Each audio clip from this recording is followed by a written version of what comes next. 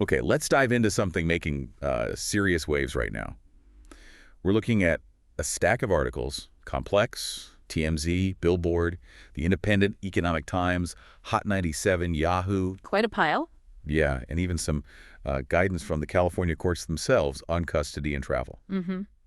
So our mission here is to kind of cut through the headlines, the ones surrounding the custody dispute between Halle Bailey and DDG. Right. Get to the actual court filings. Exactly. Understand the legal claims and counterclaims being made as of early June 2025, because this isn't just like celebrity gossip. No, not at all. It's a deep dive into some really complex stuff. Allegations of domestic violence, custody battles over a very young child, Halo, and these tricky legal challenges like international travel when co-parenting gets difficult. Extremely difficult. It's a situation that seemed to escalate incredibly fast, moving from a public breakup into really intense legal conflict. Yeah. And the court documents, well, they paint two starkly different pictures. Very serious allegations on both sides. Right. So just to quickly set the scene for you listening, Halle Bailey, singer, actress, her and DDG, the streamer and rapper, they were together from about 2022 to 2024. Roughly, yeah. And they share a young son, Halo, born December 2023. Now, public signs of maybe co-parenting friction started popping up around April 2025. But things really blew up legally in May. That's when Halle Bailey made the first big legal move. Yes. May 13th, 2025. She filed for a temporary restraining order, a TRO, against DDG. Okay. And along with that TRO, she asked the court for temporary sole custody of Halo. He was, about 17 months old then? Just a baby, really. And her filing, it laid out some broad accusations. Pretty broad, yeah. The overall picture she painted was one of physical, verbal, emotional, and even financial abuse by DDG. And this wasn't just during the relationship. That's key. She alleged it happened throughout our relationship, but also, importantly, that it continued even after they officially broke up in October 2024. The court documents, they describe some specific incidents she used to back this up. And they sound pretty disturbing. Can you walk us through some of those? Yeah, definitely. One major incident she detailed allegedly happened in March 2025. It was during a custody exchange. Okay. She claimed DDG got very agitated, started, calling her obscenities while she was just trying to strap their crying baby into the car seat. Oh, wow. And she alleged it got physical, described wrestling and tussling, claimed he pulled her hair and then slammed her face onto the steering wheel. Going into the steering wheel. Yeah. She claimed her tooth got chipped because of it. And the sources say she included photos of the tooth and also bruises on her arms in her filing. Evidence, basically. That's incredibly graphic. Were there other specific incidents she mentioned from around that same time? Her filing alleged others, yes. Another one, also in March 2025. She claimed DDG went into her house when she wasn't there. Without permission. That's the implication. And later sent her a photo of her own bed, apparently with some kind of threatening message about her potentially being with other men. Okay, that's unsettling. And there was another one just days later, also March. Correct. Involved the baby again. She claimed that during another exchange, DDG got really aggressive verbally because she didn't want to send their son for a visit. She said the baby was sick. Right. She alleged he then saw her Ring camera recording and smashed it. Smashed the camera out. Smashed it, yeah. Then took her phone, and while she was holding Halo, slammed his car door on her. While she was holding the baby. That's the allegation. And the reports note she filed a police report specifically about that incident. So beyond these alleged physical confrontations, she also brought up his online presence. Yes, that was another part of her claim. She alleged DDG uses his streaming platforms, Twitch, YouTube, where he has millions of followers, to badmouth her. Claimed he tells his audience things like she's withholding their son, or that she's with other men. And she stated this leads directly to her getting flooded with threats and hate on social media. Okay. And did she ask the court for anything else, like related to safety? She did. Her filing included a specific request that DDG be ordered not to possess any weapons. All right, so based on all that, her initial filing on May 13th, what happened immediately in court? The judge granted her request for that temporary restraining order the very same day. Wow, okay. So that order required DDG to stay at least 100 yards away from both Halle and Halo. And she was also granted temporary physical and legal custody of their son. But it sounds like she wasn't pushing for, zero contact. She had ideas about how visits should happen. That's a really important distinction. Given her safety concerns from those alleged incidents, Halle specifically requested DDG be denied unsupervised visitation. So what did she propose instead? Her proposal was for limited contact, like 6 hours a week. And crucially, it had to be supervised by a professional agency, not just a friend or relative. Okay. And restricted only to Los Angeles County if the court allowed visitation at all. Okay, so that sets the stage. Halle makes the first move in mid-May, gets temporary orders. Now let's pivot. DDG responds in early June. And his response wasn't exactly passive. Not at all. It was very aggressive. On June 4th, 2025, DDG fired back. He didn't just deny her claims, he filed his own counterpetition. For what? For a domestic violence restraining order against Halle. Against Halle, claiming she was the abuser. Exactly. His claim was that she's the one who was abusive and manipulative. But that wasn't all he filed that day. Right. There was the emergency motion, too, about their son. Precisely. An emergency motion asking the court to block Halle from taking Halo out of the country. Why? Where was she going? Apparently, she was scheduled to travel to Italy for a film shoot just 3 days later, like Saturday, June 7th. Very short notice. Okay, so he's trying to stop this trip. What was his argument for blocking it? Why was Italy a problem? His main argument, laid out in his filing, was that Halle poses an, quote, imminent emotional and psychological risk to Halo. He cited alleged mental instability. Mental instability. Yeah. He expressed serious worry about the child's safety if they left the court's jurisdiction. He talked about leaving the safety net of California, where things like welfare checks or court-ordered mental health interventions could happen if needed. So concerns about oversight if they were abroad. Exactly. Concerns that those safety mechanisms wouldn't be available or enforceable in Italy. And just like Halle, DDG included specific incidents and behaviors in his court documents to support his claims against her. What kinds of things did he allege? Well, his allegations painted a very different picture. He claimed Halle made repeated threats of self-harm and suicide throughout their relationship. For what purpose? He alleged she used these threats for emotional coercion and manipulation. Wow. Did he give specific examples? He did. One really alarming incident he described allegedly happened in August 2023. She was pregnant at the time. He claimed that during a, quote, particularly volatile argument, Halle got enraged, took his, and he specified, legally owned firearm without his consent, took his guns, left the house with it, and he said he later found her outside holding the weapon while appearing, in his words, emotionally unwell, incoherent, and potentially suicidal. That's terrifying. He called it a serious threat to both her safety and implicitly their unborn son's safety. And he mentioned text messages too, didn't he? To back up these claims of instability or threat? He did. The sources reference messages supposedly from March 21st, 2024. In these, DDG claimed Halle threatened suicide again, said things suggesting she might even harm Halo. Harm the baby. That was his claim based on the messages. And that she tried to drive while emotionally distressed with Halo actually in the car. Oh my goodness. He said he got so worried by these messages, he actually contacted her godmother. Out of concern for them. That's what he claimed, yeah. He also alleged she sent other similarly threatening messages in September and November of 2024. The specific texts quoted in some reports, they're pretty intense. Extremely intense. They really paint a picture of deep distress. Sources quote alleged messages from Halle where she's accusing DDG of cheating in Mexico with someone named Lala. Lala Baptiste, presumably? Presumably, and her alleged texts included things like, I'm going to kill myself tonight. Oh, wow. And I am simply not tough enough for this world. Please take Halo so he doesn't have to see. Also, you leave me hanging as a mother. And really directly, you put her penis inside of her in Mexico. And how did DDG claim he responded in these texts? His alleged replies, also quoted, suggest he was scared. Things like, I'm genuinely scared of you, man, and I feel like you're going to kill me in my sleep one day. So his filing really leans heavily on this alleged emotional instability, the threats. But he also counterclaimed physical abuse by her, right? He didn't just say she was emotionally abusive. That's right. He made claims of physical abuse, too. He submitted photos, one allegedly showing a cut on his thumb, others showing bruises on his forearm that he claimed Halle caused. And crucially, he offered a completely different story about that chipped tooth incident that Halle described. What was his version? How did he say her tooth got chipped? His account was that during a custody pickup, Halle jumped into the backseat of his car, got agitated, and then lunged forward to try and hit him. So he's saying she was the aggressor. Yes. And he claimed it was her own momentum from lunging forward that caused her head to hit the steering wheel, chipping her tooth. A total contradiction of her claim that he slammed her face. Okay, completely different narratives there. He also brought up stalking. Yes, another serious allegation. DDG claimed Halle stalked him using Apple AirTags. AirTags, like the little tracking devices? Exactly.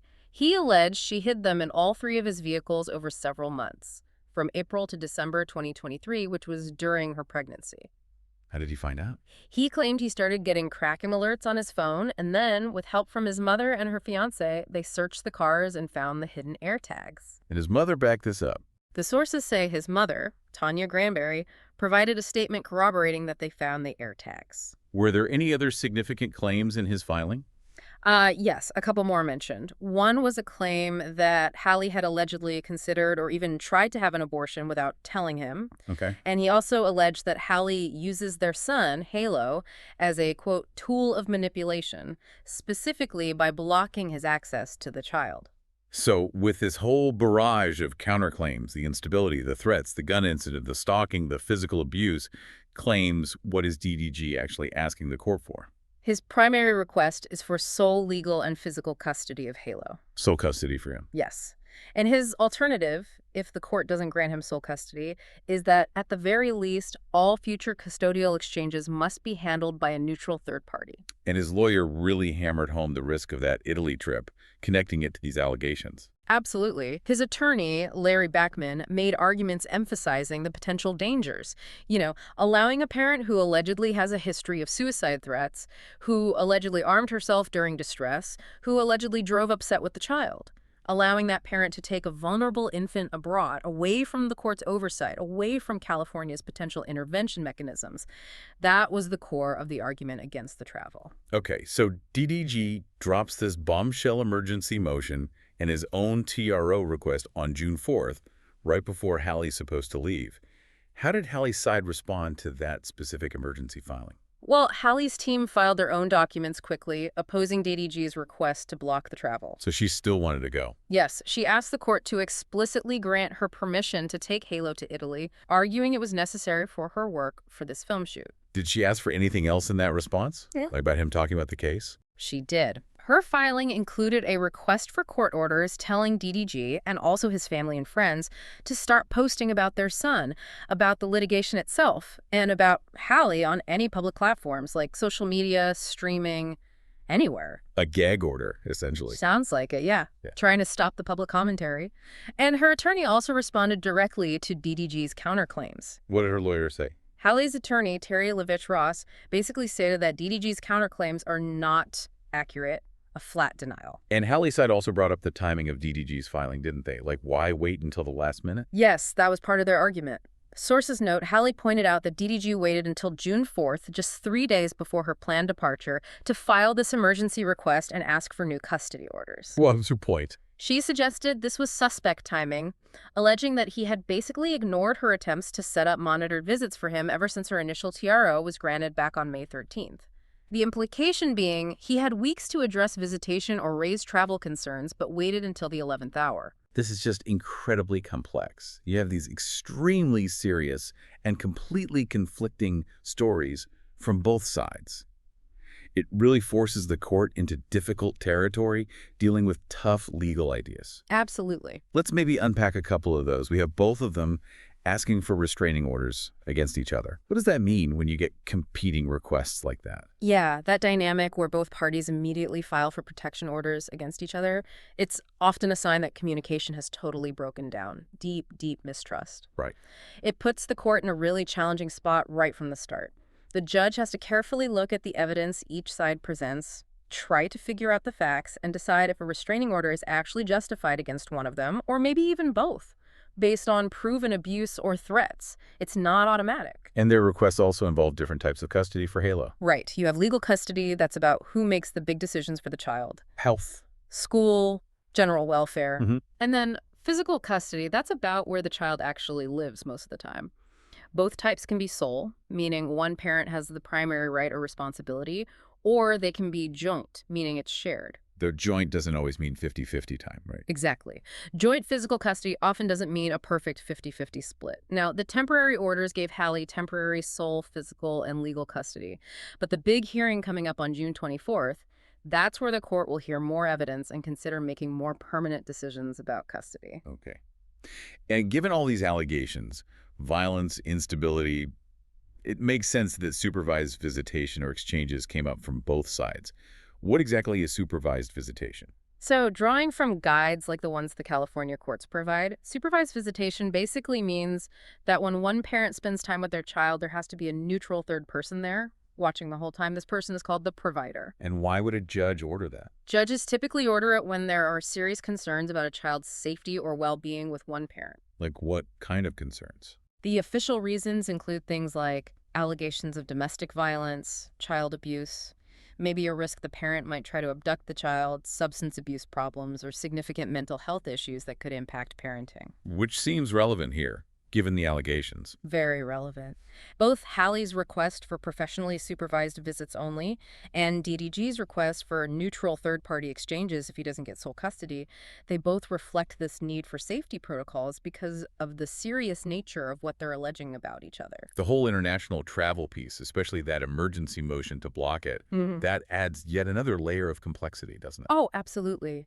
Taking a child out of the country when there's an active custody case, or even just significant conflict, it's not simple. Legal guides are clear on this. What are the rules generally? Generally, you need the other parent's consent, especially if there's any kind of joint custody involved, or you need a specific court order permitting the travel. This is often reinforced by standard court orders called ATARO. HROs, automatic temporary restraining orders. Exactly. Those get issued automatically in most California family law cases when they start, and they usually include rules preventing parents from removing the child from the state, let alone the country, without written consent from the other parent or a court order. And if you don't follow those rules, if Halle just went, big problems. You could literally be denied boarding the plane or denied entry at the destination. Worse, the other parent could potentially file claiming parental kidnapping or abduction, which carry severe legal penalties. wow. Plus, getting a passport for a minor usually needs signatures from both parents, unless there's a court order saying otherwise. So DDG's motion to block Halle's travel ties right into all this. He's using these rules, arguing the risk is too high to let Halle leave U.S. jurisdiction because of the specific safety concerns he raised about Halle's alleged intel state and the lack of immediate court oversight abroad. So where do things stand right now, legally, based on the sources from early June? Okay, so as of when these articles came out, Judge Latrice A.G. Birdsong was expected to rule pretty soon on Halle's specific request to travel to Italy. Like, is she allowed to take Halo or not? So that decision was pending. Yes. And looking further out, the main event, the big hearing, where the judge will really dig into both of their petitions for permanent restraining orders and make longer-term decisions about custody, that's scheduled for June 24th, 2025. And there was even talk about other evidence, like that Ring camera footage. Yeah, some sources mention the possibility of Ring camera footage from that alleged incident surfacing. It just highlights how crucial actual evidence is in these fights. Right. Whether it's documents, photos, those alleged text messages, or potential video, verifiable proof really helps the court try to figure out what actually happened when you have two people telling completely opposite stories. Stepping back from the details for a second, it's just clear this is an incredibly high-stakes, really volatile situation. And it all centers on this very young child. Absolutely. You've got these severe conflicting narratives laid out in court papers. Halle alleging ongoing abuse, physical, verbal, emotional, financial, with specific violent incidents, injuries, fear, plus the online harassment claim.